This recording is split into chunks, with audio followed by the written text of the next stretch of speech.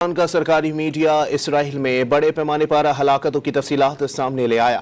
ایرانی خبر ایجنسی نے کہا ہے کہ ایرانی حملوں سے مقبوضہ اسرائیلی علاقے میں ہلاکتوں کی تعداد 1280 تک جا پہنچی۔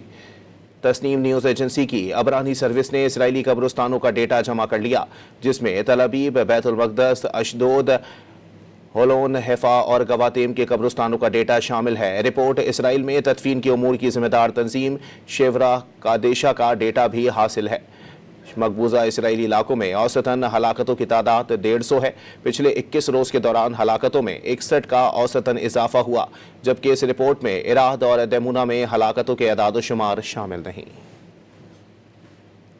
ایران کا سرکاری میڈیا اسرائیل میں بڑے پیمانے پر ہلاکتوں کی تفصیلات سامنے لے آیا۔ ایرانی خبر ایجنسی نے کہا ہے کہ ایرانی حملوں سے مقبوضہ اسرائیلی علاقے میں ہلاکتوں کی تعداد 1280 تک جا پہنچی۔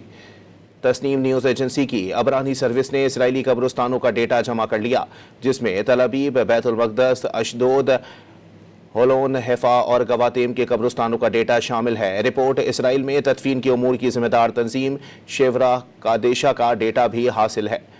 مقبوضہ اسرائیلی علاقوں میں اوسطاً ہلاکتوں کی تعداد 150 ہے۔ پچھلے 21 روز کے دوران ہلاکتوں میں 61 کا اوسطاً اضافہ ہوا، جبکہ اس رپورٹ میں اراد اور دیمونہ میں ہلاکتوں کے اعداد و شمار شامل نہیں۔ ایران کا سرکاری میڈیا اسرائیل میں بڑے پیمانے پر ہلاکتوں کی تفصیلات سامنے لے آیا۔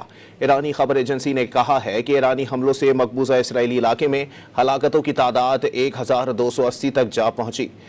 تسنیم نیوز ایجنسی کی عبرانی سروس نے اسرائیلی قبرستانوں کا ڈیٹا جمع کر لیا، جس میں تل ابیب، بیت المقدس، اشدود، ہولون، حیفا اور گواتیم کے قبرستانوں کا ڈیٹا شامل ہے۔ رپورٹ اسرائیل میں تدفین کے امور کی ذمہ دار تنظیم شیورا قادشہ کا ڈیٹا بھی حاصل ہے۔ مقبوضہ اسرائیلی علاقوں میں اوسطاً ہلاکتوں کی تعداد 150 ہے۔ پچھلے 21 روز کے دوران ہلاکتوں میں 61 کا اوسطاً اضافہ ہوا، جبکہ اس رپورٹ میں اراد اور دیمونہ میں ہلاکتوں کے اعداد و شمار شامل نہیں۔